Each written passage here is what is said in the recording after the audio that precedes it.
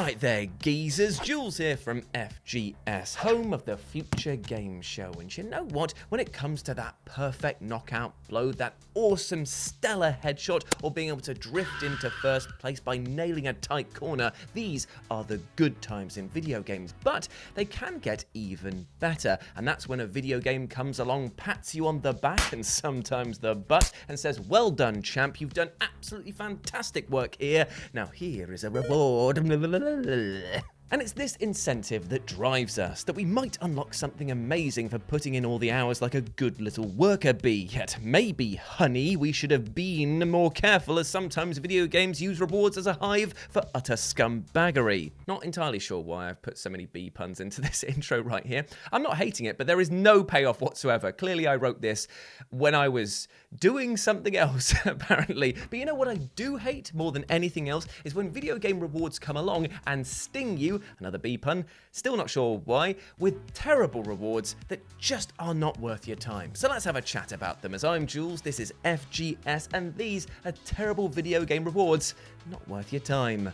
Buzz buzz. And you know the drill by now. This is the deep cut, baby! So of course there's going to be video games on here that you might not know about or need to know more about. And I'm not going to be covering the usual suspects here. So Hestu can shove that golden poop reward from Breath of the Wild right up his nose.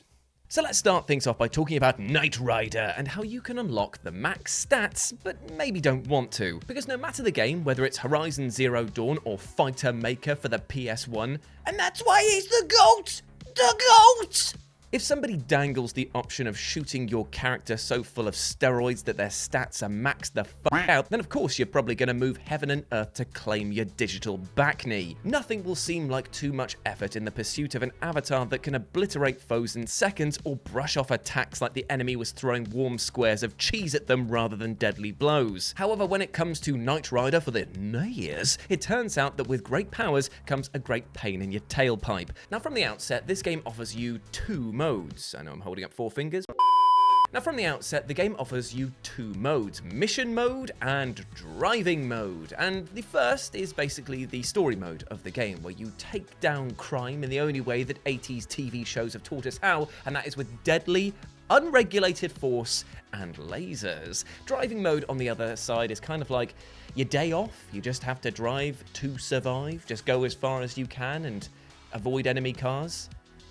It's pretty boring. But it's here in this mode that you'll need to put in the hours, as it's only by completing driving mode twice that you'll unlock the max stats option. Yet before you slide on your pre-Vaseline driving glove and buckle yourself into your office chair, consider the following. Yes, it is very, very cool that you've got these maxed out abilities and stats, but no, it is not so cool that there is a game-breaking bug that only occurs when you have this mode on, and the game will crash every single time you go into mission mode and try to load in the Miami level. Sick! It feels like you're in a Tesco brand version of the Twilight Zone, and you're just that fella who wants to read but breaks his glasses. All of the potential, but no way to actually use it. And all of that work was for nothing. Fantastic. Anyway, let's talk about Bloody Roar 4 and how you can unlock Ryoho. And how you can unlock Ryoho. Bloody Roar. Seriously, when is this franchise coming back? It's been about 20 years since Bloody Roar 4 graced our PS2s, and I want more of it, my friends. I mean, it's a fighting game in which you can turn into a menagerie of animals and weird creatures. I mean, who wouldn't want to fight as a chameleon? Who wouldn't want to fight as a mole? Who wouldn't want to fight as one character who is both a penguin and then a phoenix? That is an evolutionary train that basically even the Pokemon franchise is going, nah, mate, that doesn't make sense. And that's us saying this. Oh, and also each character is voiced by actors who either have just woken up from a coma, are going into one, or are actual aliens trying to imitate what humans sound like after only having The Room as research notes. Seriously, right now you need to hear this. Kayla, please bring them on, because some of them are so bad. I've got something I want to ask you, old man. Hey, old man. Why don't you teach me? Hey, old man, what's wrong? But you know what, it's not like things ended on a bad note either with Bloody Roar 4, because it was a pretty solid entry that introduced a ton of new characters and even had a final boss who wasn't so much of a dickbag as other fighting games usually offer, as here it was just some dude trying to protect a temple against those that would inadvertently awaken a dragon who would destroy the world. Seriously, in many cases, you're the bad guy here. You just come barreling in and he's like, whoa, whoa, whoa, just leave my dragon alone, right? And you're like, dragon? I'll fight you for it. No, just stop, leave it be. That being said, the final boss, Ryoho, is an absolute turgid prick when it comes to fighting him, as he's got insane damage output, cheap spammy attacks, and in his dragon form, access to a one-hit kill move. And after maybe the 30th time of having your head caved in by Ryoho, you probably start thinking to yourself, man, I really wish that I could play as this OP SOB, but the thing is, my friend, is that you can, is that you can, but maybe you don't want to, and I'll explain why. Is. How many ises did I put into that sentence? You see, you can only play as him if you manage to amass 100,000 DNA points, which are kind of like XP that you get after matches. Now this, right here, is problem number 1, as gathering this much DNA is going to take you a long time. And that is because while you can repeat any fight you want in the story mode, you're only going to net 50 DNA points if you do that. And this is the thing, I'm not that great at maths, but even I can calculate this as being... yeah, I'll be in the fucking cold ground dead before I've managed to amass this amount of points. But let's just say that you've put yourself through this digital expression of Sisyphus and finally unlock Ryoho and his mighty dragon form. Yes, you might think, finally I can stomp everyone into the ground. This is going to be the best, right? Yeah, you are right. But unfortunately, this is but a fleeting moment of happiness, because what's going to happen is 2 scenarios. Either you're going to go up against the AI who you have been battling against forever in order to unlock this character, so are pretty bored of fighting against them and just squish them into the ground. You're like, cool, that's done. Or you're going to have a mate over, you're going to select him, you're going to absolutely batter him because trust me, he is absolutely broken, and they're going to go, that was fun, thanks for stomping me and lowering my self-confidence. Can you play as somebody else now? No? Well, I'm just going to take my copy of Atmosphere home with me then, shall I? And that's going to be your experience with it. All that time, all that power, over in about 10 seconds. Cool. And speaking of unlocks, look at that segue right here. Let's talk about how you, my friends, can unlock the power of daily gaming content by subscribing to the FGS YouTube channel, which the algorithm and analytics tell me that not many people are. So please, if you're watching this, consider giving your boy and the rest of the team some love, because we work really, really hard. And if you want to stay up to date for all of the next deep cut babies that drop every Friday, well, you can hit that notification bell as well. Now, from bell to ball, let's talk about the elevating orb from Dragon Quest Heroes. I tell you what, I'm a master of the sentence, mate. Master of the sentence structure and the segue. I'm out of here. Now, when it comes to video games, much like in life, experience is everything. After all, I'm much more likely to have an enjoyable flight if my pilot doesn't end his boarding announcement with, flight time will be around 3 hours, and thank you very much. Now, what does this button do again? Therefore, you're likely to jump at the chance of getting any item that gives a boost to your XP generation, right? Well, when it came to the elevating orb from Dragon Quest Heroes, this jump was more akin to being pushed off into an abyss of rather questionable decisions. You see, the elevating orb grants the player with a 5% boost to all XP rewards, so for anyone looking to buff their party, sounds like a pretty brilliant investment. However, getting the orb is a real pain in the globes, as it's being guarded by Atlas, a boss who will shrink your confidence in the same way a cold shower will shrink your junk. In fact, Atlas is such a tough boss that you are going to need to grind the ever-loving piss out of this game to even stand a chance against him, to the point where many of your party members may already be maximum level by the time you actually face him. Now I ask you, what good is an XP boost to a party that is already maxed out? Well, it's no good. It ain't no good, my friend. It's no bueno. It's Still, at least the game offers you the chance to take this elevating orb into your next run through the game, but the downside becomes pretty apparent when you realize that it takes up a slot that most players will use for buffs and provides minimal defense, meaning that yes, you will be earning XP quickly, but you'll be losing a lot more fights because you're trying to block flame attacks with a magic fucking fishbowl. And speaking of magical weapons, let's talk about Valkyrie Profile and the Angel Slayer.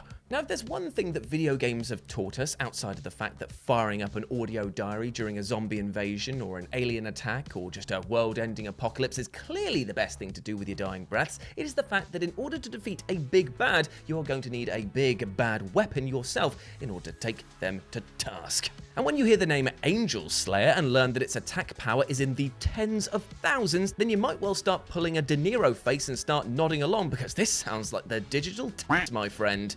Yet because Valkyrie Profile is an RPG akin to that Kevin James "Who Me" meme, of course there's a few catches along the way. As well, it's true that the Angel Slayer is hands down the best weapon in the game stats-wise. Getting to it and then actually using it, well, it might cause you to break that blade with your very frustrated teeth. For a start, getting the weapon requires you to finish the game and then head to the Seraphic Gate, a bonus dungeon that only unlocks after completing the main game, and then facing the enemies within who will tear the skin off you with naught but a glance. And after slogging your way through the end and defeating the biggest of bads, your reward is the Angel Slayer. Huzzah! Rejoice! Celebrations, my friend! What do you mean that giving me the most powerful weapon in the game after I've defeated all of the most powerful enemies in the game, meaning that there is no one actually powerful enough to justify its use, is a bad idea? Well, I'll tell you what, mate. Why don't you just rub your knob right over the potato salad, because you have just killed the party vibes. And much like having a mouthful of that now rather hairy mayo-based side dish, things are about to become even more difficult to swallow, as it turns out that the Angel Slayer is about as reliable as the local bus services are here in the UK, as it will routinely promise things that it can't deliver on.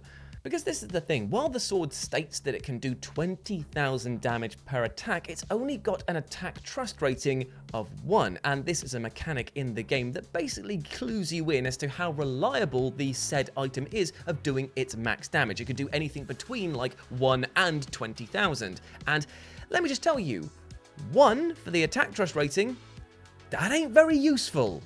So what you have here, in essence, is a sword that can theoretically cut gods in two, but can't be used on gods because you've slain them all already, and a weapon that can't even be asked half the time, meaning that with bad luck, even regular enemies could shrug it off. To quote Frank West from Dead Rising, fantastic. So let's move on now to Titan Quest with a little bit of a sneaky entry here and talk about pre-order armors. Because here is a reward that is so utterly potent in its stankiness that it couldn't even wait for the player to open the game case before disappointing the entire room. You see, before Titan Quest came out, it, like so many others, offered players the chance to pre-order the game and unlock some rewards for doing so. In this case, some tantalizing armor and weapon sets, surely designed to give you a leg up on the competition. Now, surely is the operative word here, because I mean, why else would you offer people pre-order incentives?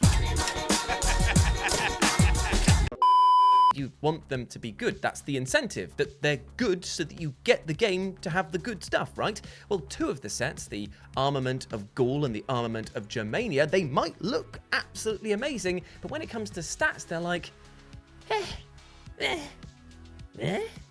Anyone seen that music video, Necrogoblicon, at the very end of it, with the goblin just goes, like that.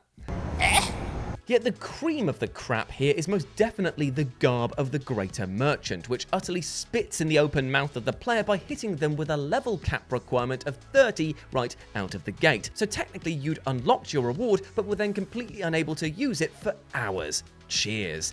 But no matter, you might think, let's grind like a rock drill on the dance floor and get those numbers up. Well, you're going to be rather disappointed, and by that I mean pretty bloody pissed off, to find out that this garb absolutely sucks. You get to level 30, you look at the stats and you go, it is so underleveled for where I am right now. So I've been wasting all my time trying to unlock this only to never ever use it.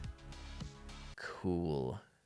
And finally, let's close out by talking about the one, the only Spongebob Squarepants in Battle for Bikini Bottom Rehydrated Edition and its rather naff concept art. Now, Battle for Bikini Bottom is kind of like a Marmite experience for the gaming community. It's either something that you grew up with and absolutely adore, or you just have zero passing interest whatsoever. And I'm unfortunately of the latter camp, but that doesn't stop me from getting excited for fan bases receiving like remasters and Rehydrated, in this case's edition, so that they can actually enjoy those things once more, even though they are rather strange, the Spongebob fan base. I mean, they took this game and they wrung it like a sponge directly into their mouth for how thirsty they were to play it again. But still, happy for them. Yet for fanatics of the angular sponge, their devotion was rewarded in a rather crusty way when it came to the concept art that players could unlock within this game. In order to even access this peek behind the pineapple, gamers had to collect a whopping 40,000 shiny objects, which for people who are either A, children, or B, have attention spans that think TikToks are too long, or C, a combination of both, this was a pretty tough ask. Even if the audience managed to stay dialed in long enough to unlock this concept art, the reward was most definitely not worth the wait, as thanks to an oversight by the devs, the art in question was like 4 or 5 super compressed images taken from the original game.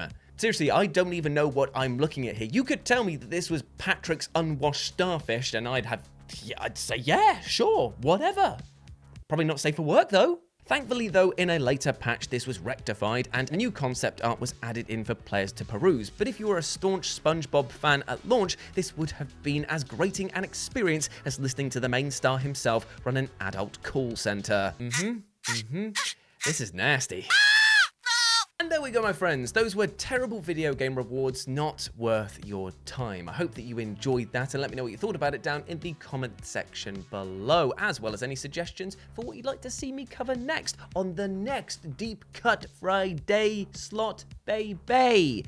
That was torturous right there, but still, you got the gist. And if you want to chat to me on the social medias, you can do so by following me over here, and you can follow my lovely editor, Kayla, over here as well. Now, here's the thing.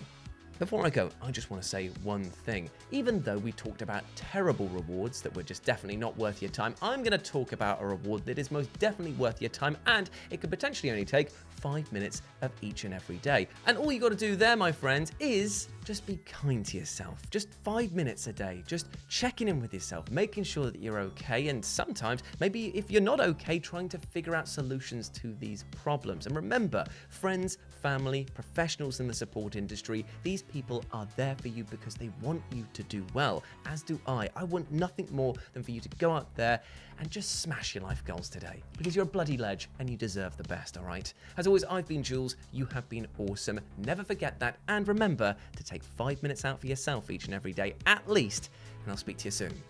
Bye.